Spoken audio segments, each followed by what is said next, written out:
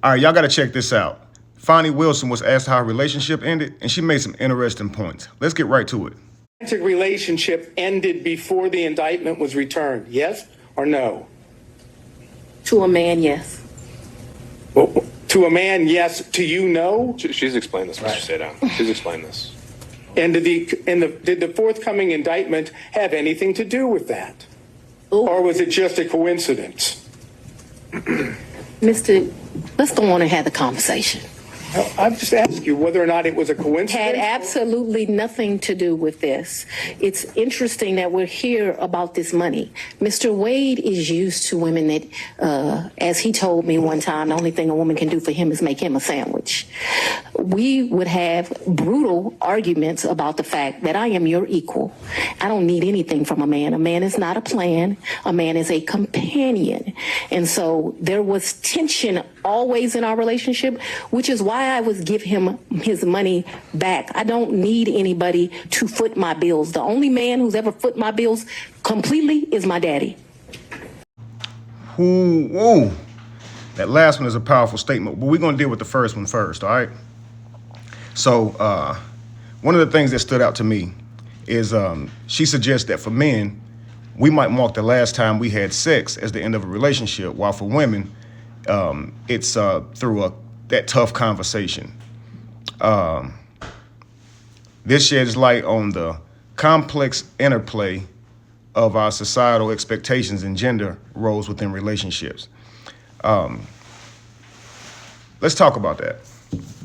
What this would mean is that when a woman, maybe you guys have a falling out or whatever the case may be, maybe during that time between that tough conversation and you guys having sex, maybe she's rethinking or overthinking the relationship to see if it's something she still wants or whatever the case may be.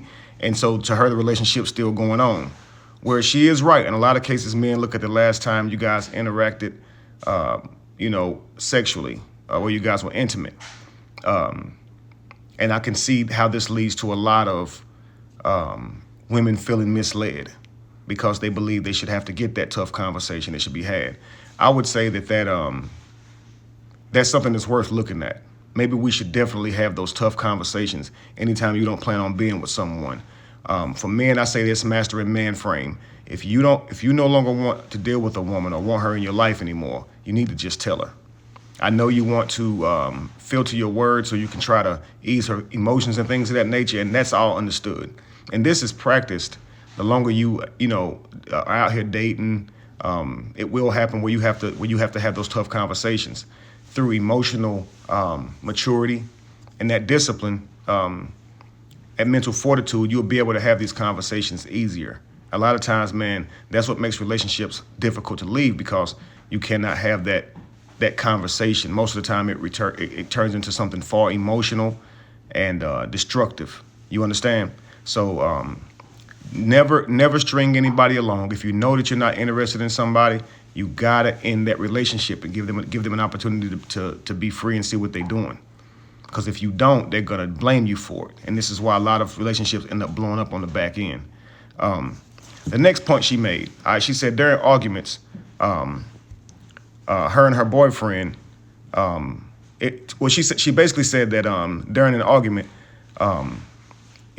let's just say the argument revealed deeper seated beliefs about gender roles and their expectations. It was crazy because he said to her, the only thing you can do for me is make me a sandwich.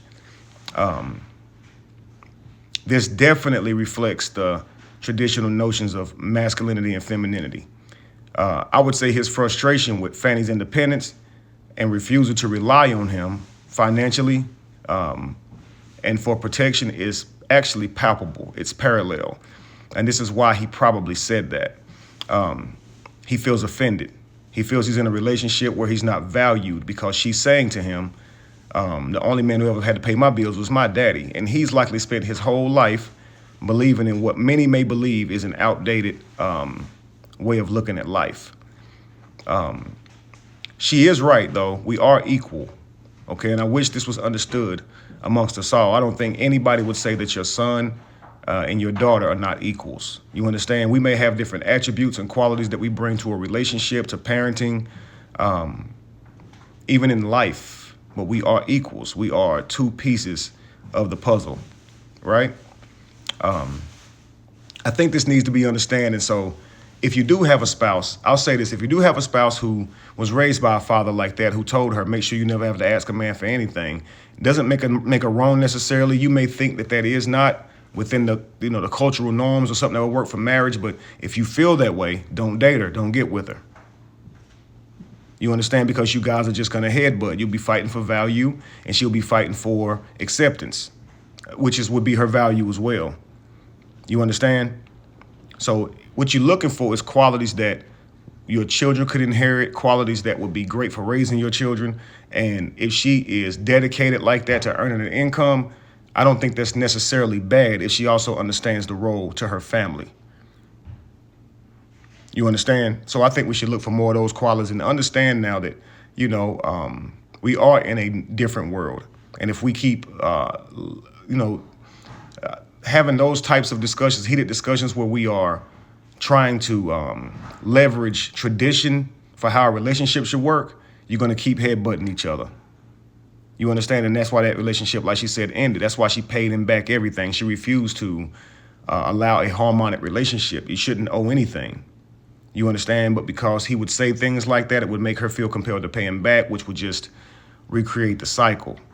You understand? And these are two very professional people who are very skilled in their personal profession. But in the art of relationships, man, the art of trying to understand each other, conflict resolution, as you can see, it can still unravel. It can still be the same type of problems that we have in our own homes.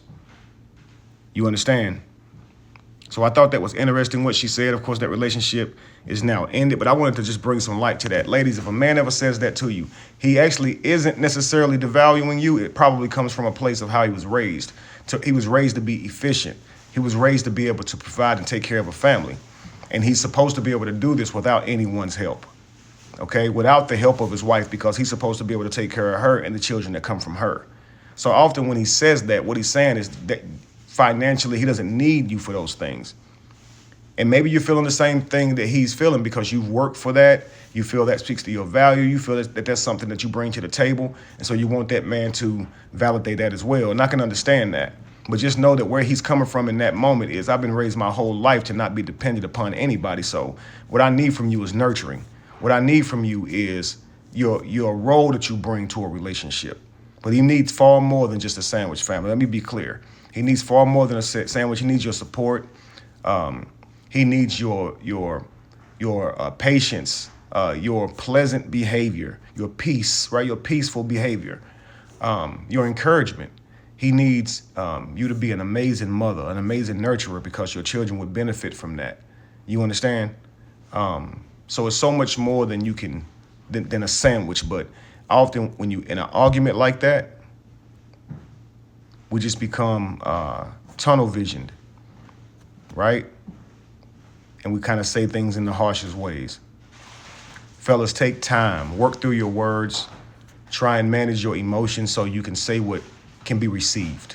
You understand? Ladies, try and manage your emotions so you can receive what he is saying. Don't do a lot of pushback. Don't do a lot of criticizing or emotional responses to what he says. Try and understand what the man is saying.